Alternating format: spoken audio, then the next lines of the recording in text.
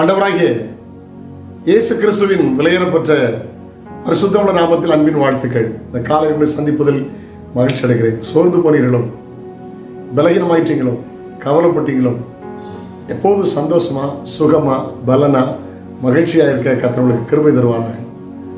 சிலர் பார்த்துருக்கிறேன் முதிர் வயதுல சின்ன வயசு மாதிரி இருப்பாங்க. சிலர் பார்த்துருக்கிறேன் சின்ன வயசுல முதிர் வயசு மாதிரி இருப்பாங்க.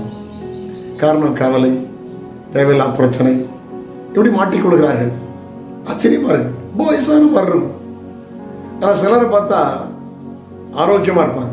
மேலை நாடுகளிலே குறிப்பாக அமெரிக்கா, ஐரோப்பா கண்டத்தில் வாழ்கிற மக்கள் தங்கள் சரீரம் சுருக்கு விழாமல் இருக்கிறதுக்கு, இளமையை காட்டிக் கொள்கிறதுக்கு கோடிக்கணக்கான பணங்களை செலவழிப்பாங்க, காசையும் யூஸ் பண்ணுவாங்க.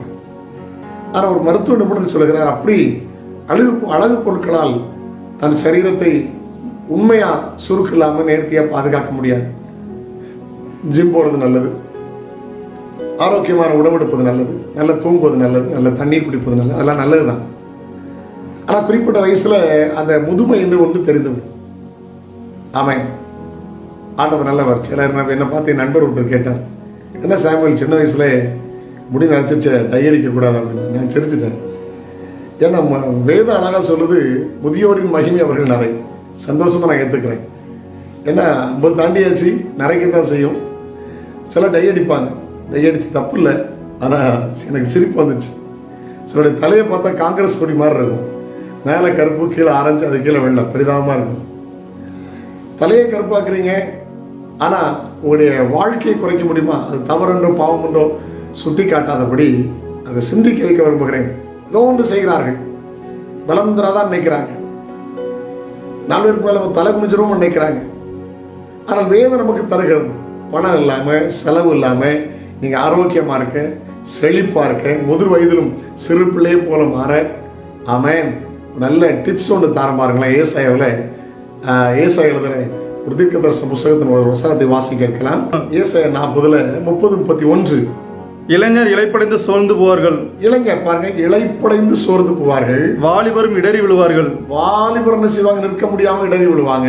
கர்த்தருக்கு காத்திருக்கிறவர்களோ ஜெபத்தில், உபவாசத்தில், வேத வாசிப்பில், தேவ சமூகத்தில், ஆராதனையில் கர்த்தருக்கு காத்திருக்கிறவர்களோ புதுபலன் அடைந்து கழுகுகளைப் போல செட்டைகளை அடித்து எழும்புவார்கள். கழுகுகளைப் போல செட்டைகள் எடுத்து எழும்புவார்கள். அவர்கள் ஓடினாலும் இளைப்படையார்கள், நடந்தாலும் சோர்ந்து போகார்கள். ஆமென். முதல்ல கழுகு, பிறகு பழசெல்லாம் இழந்த பிற்படுது ராஜாளி, உயரமான இடத்தில் பறக்கும். ஆமென். காத்திருங்கள் தேவ சமூகத்தில், பதிலுக்காய் காத்திருங்கள், தேவ மகிமைக்காய் காத்திருங்கள், தேவ கிருபைக்காய் காத்திருங்கள், தேவ வல்லமைக்காய் காத்திருங்கள். அதிகாலையிலே உமக்கு நேராக வந்து ஆயத்தமாய் காத்திருப்பேன் என்று தாவீது சொல்லுகிறார். ஆமென். தேவ சமூகத்தில் காத்திருங்கள், இளமையா இருப்பீங்க. ஹல்லேலூயா. மோசேயை குறித்து வாசிக்கிறோம். ஆமென். யோசுவாவை குறித்து வாசிக்கிறோம். அவர்களுக்கு இந்த பலன் அப்படியே இருந்துச்சான். ஆண்டவன் நல்லவர். ஹல்லேலூயா. ஆபிரகாமை குறித்து வாசிக்கிறோம். அவன் விசுவாசத்தில் பலகீனமாக இருக்கவில்லை, நல்ல பலன் இருந்தது. இந்த பலனை கர்த்தர் தருவார். சோர்ந்து போகாதீர்கள், சந்தோஷமா இருங்க, மகிழ்ச்சியா இருங்க. ஆண்டவர்கள் ஆட்சி பொறுப்படுத்துவார். ஆண்டவர் சமூகத்தில் காத்திருங்க.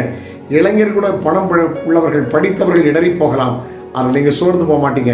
அந்த பலனை கர்த்தர் தருவார். God bless you. நாளை உங்களை சந்திக்கிறேன். அதோடு ஆண்டு கிருபை உங்களை தாங்கட்டும். தகப்பனே, இயேசுவின் நாமத்தில் ஜெபிக்கிறோம். ஆண்டவரே, சோர்வுகள் மாறட்டும். தேவ சமூகத்திலிருந்து காத்திருந்து சுகம், பலன், ஆரோக்கியத்தை பெற்றுக்கொள்ள கிருபை தாரும். நன்மையும் கிருபையும் பிள்ளைகளை தொடரட்டும். இயேசுவின் நாமத்தில் ஜெபங்கள் பிதாவே. ஆமென், ஆமென், ஆமென். God bless you. Have a nice day.